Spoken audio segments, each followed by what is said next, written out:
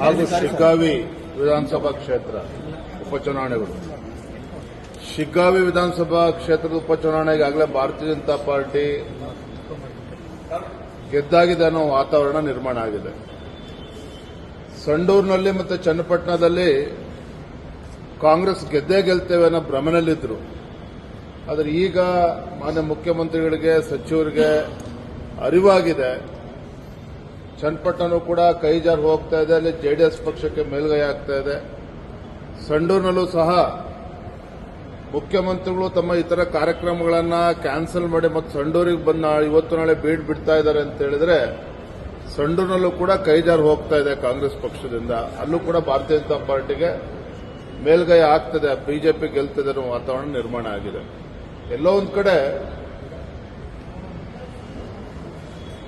ಕಾಂಗ್ರೆಸ್ ಸರ್ಕಾರದ, ರಾಜ್ಯ ಸರ್ಕಾರ, ಮುಖ್ಯಮಂತ್ರಿಗಳ ಧೋರಣೆ ಏನಿದೆ, ವಿಶೇಷವಾಗಿ ವಕ್ಫ್ ವಿಚಾರದಲ್ಲಿ ಮುಖ್ಯಮಂತ್ರಿಗಳು ಅವರ ನಡವಳಿಕೆ ಏನಿದೆಯಲ್ಲ, ರಾಜ್ಯದ ಜನ ಪ್ರಶ್ನೆ ಮಾಡ್ತಾ ಇದ್ದಾರೆ, ರೈತರು ಪ್ರಶ್ನೆ ಮಾಡ್ತಾ ಇದ್ದಾರೆ.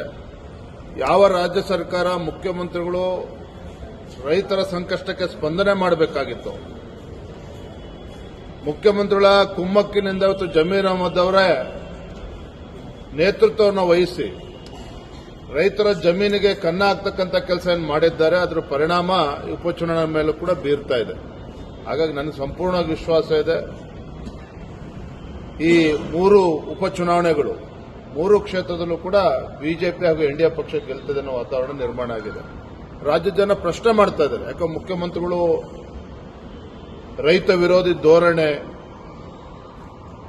ಮಠಮಾನ್ಯಗಳ ಜಮೀನನ್ನ, ಆಸ್ತಿನ ಹೊಡ್ಕೊಳ್ಳತಕ್ಕಂಥ ಪ್ರಯತ್ನ ಹುನ್ನಾರ ನಡೆಸಿದ್ದಾರೆ. ಈ ಹಿಂದೂ ವಿರೋಧಿ ನಡವಳಿಕೆ ಏನಿದೆ ರಾಜ್ಯ ಸರ್ಕಾರದ್ದು, ಇವೆಲ್ಲವೂ ಕೂಡ ಅವರಿಗೆ ಶಾಪ ಆಗ್ತದೆ. ಜನ ತಿರುಗಿ ಬೀಳ್ತಾರೆ, ನಿಮ್ಗೆ ಯಾವುದೇ ಸಂಶಯ ಬೇಡ. ಮುಂದಿನ 3 ವರ್ಷ ನಾನೇ ಮುಖ್ಯಮಂತ್ರಿ ಅಂತ ಸಿದ್ದರಾಮಯ್ಯನೇ ಸಂಡೂರಲ್ಲಿ ಹೇಳಿರುವಂಥದ್ದು. ಆರೋಪಿ ಸ್ಥಾನದಲ್ಲಿರ್ತಕ್ಕಂಥ ಮುಖ್ಯಮಂತ್ರಿಗಳು ಒಂದು ಕಡೆ ತಮ್ಮ ಬೆನ್ನನ್ನು ತಾವು ತಡ್ಕೊಳ್ತಾ ಇದ್ದಾರೆ. ತಾವೇ ಮುಖ್ಯಮಂತ್ರಿಗಳಾಗಿ ಮುಂದುವರಿತೇವೆ ಅಂತೇಳಿ ಶಾಸಕರಿಗೆ ವಿಶ್ವಾಸ ತುಂಬುತ್ತಾರೆ. ಮೀಡಿಯಾ ನೆಟ್ವರ್ಕ್ ಸಿದ್ದರಾಮಯ್ಯನವರು ಗೊತ್ತಿದೆ, ಅವರು ಯಾವಾಗ ರಾಜೀನಾಮೆ ಕೊಡ್ತಾರೆ ಅಂತೇಳಿ ಡಿ ಕೆ ಶಿವಕುಮಾರ್ ಅವರು ಕೊಡ್ತಿದೆ, ಮಲ್ಲಿಕಾರ್ಜುನ್ ಖರ್ಗೆ ಅವರು ಕೂಡ ಗೊತ್ತಿದೆ. ಹಾಗಾಗಿ ಚುನಾವಣೆ ಸಂದರ್ಭದಲ್ಲಿ ಕೆಲವು ಸಮಾಜಗಳ ಮತಗಳನ್ನು ಕೀಳ್ತಕ್ಕಂಥ ನಿಟ್ಟೆಲ್ಲ ಪ್ರಯತ್ನ ನಡೆಸಿದ್ದಾರೆ. ಪದೇ ಪದೇ ಹೇಳ್ತಕ್ಕಂಥ ಸರಿನಲ್ಲ ಗೊತ್ತಿಲ್ಲ. ಅದು ಮುಖ್ಯಮಂತ್ರಿಗಳ ರಾಜೀನಾಮೆ ಈಗಾಗಲೇ ನಿಶ್ಚಯ ಆಗಿದೆ. ಥ್ಯಾಂಕ್ ಯು, ಧನ್ಯವಾದ. ಡಿಕೆಶಿ ಅವರು ಅನುದಾನ ಬೇಕು ಅಂದ್ರೆ ನನ್ನ ಬಳಿ ತಗ್ಗಿ ಬಗ್ಗೆ ನಡಿಬೇಕು ಅಂತ ಜಯನಗರ ಅನುದಾನ ಸಂಬಂಧಪಟ್ಟಂತೆ ನಿಮ್ಮ ಸಂಸದರ ಜೊತೆಗೆ ನೋಡಿ, ಅಧಿಕಾರದ ದರ್ಪ ಈ ರೀತಿ ಮಾತನಾಡಿಸ್ತದೆ. ಈ ಕಾಂಗ್ರೆಸ್ ಸರ್ಕಾರ, ಸಚಿವರುಗಳ ನಡವಳಿಕೆ ಏನಿದೆಯಲ್ಲ, ಅಧಿಕಾರದ ದರ್ಪದಿಂದ ಈ ರೀತಿ ಮಾತುಗಳು ಬರ್ತಾ ಇರ್ತಕ್ಕಂಥದ್ದು. ಪಾಪ ಏನ್ ಮಾಡಿದ್ದಾರೆ, ಜಯನಗರ ವಿಧಾನಸಭಾ ಕ್ಷೇತ್ರದ ಮತದಾರರು ಅಲ್ಲಿ ಭಾರತೀಯ ಜನತಾ ಪಾರ್ಟಿ ನಮ್ಮ ರಾಮಮೂರ್ತಿ ಶಾಸಕರು ಗೆದ್ದಿದ್ದಾರೆ ಅನ್ನುವ ಕಾರಣಕ್ಕೆ ತಗ್ಗಿ ಬಗ್ಗೆ ನಡಿಬೇಕು ಅಂತ ಹೇಳಿದ್ರೆ ಪ್ರಜಾಪ್ರಭುತ್ವದಲ್ಲಿದ್ದವೋ ಅಥವಾ ಇವರೇನು ಇವತ್ತು ಡಿಕ್ಟೇಟರ್ಶಿಪ್ ಒಂದು ರೀತಿ.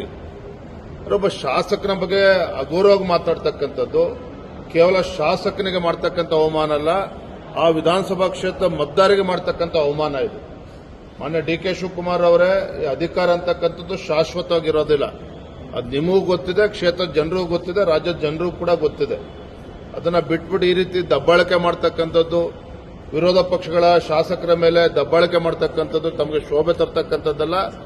ನೀವು ಅನುದಾನ ಕೂಡ ದೂರದ ಮಾತು, ತಮ್ಮ ಮಾತಿನ ಮೇಲೆ ಹಿಡ್ತಾ ಇರಬೇಕಾಗ್ತದೆ. ಈ ರೀತಿ ದಬ್ಬಾಳಿಕೆ ಮಾಡ್ತಕ್ಕಂಥ ನಾವು ಸಹಿಸೋದಿಲ್ಲ. ಕಂದಾಯ ಇಲಾಖೆಯಿಂದ ನಿನ್ನೆ ಒಂದು ಆದೇಶ ಹೊರಡಿಸಿದೆ ಸರ್. ಜೂನ್ 1ನೇ ತಾರೀಕು 2023ರಿಂದ ಅಕ್ಟೋಬರ್ 31ರವರೆಗೆ ಹತ್ತಿರ 1 ವರ್ಷ, 1.25 ವರ್ಷ ಏನ್ ನೋಟಿಸ್ ವಕ್ಫಿಂದ ಕೊಟ್ಟಿದ್ದಾರೆ ಎಲ್ಲವನ್ನು ಕೂಡ ವಾಪಸ್ ತೆಗೆದುಕೊಂಡಿದ್ದೀವಿ ಅಂತ ಕಂದಾಯ ಇಲಾಖೆ ಆದೇಶ ಹೊರಡಿಸಿದೆ. ಇಂಥ ಮಣ್ತಿನ ಕೆಲಸಕ್ಕೆ ಯಾಕೆ ಕೈ ಹಾಕಬೇಕಾಗಿತ್ತು? Media network.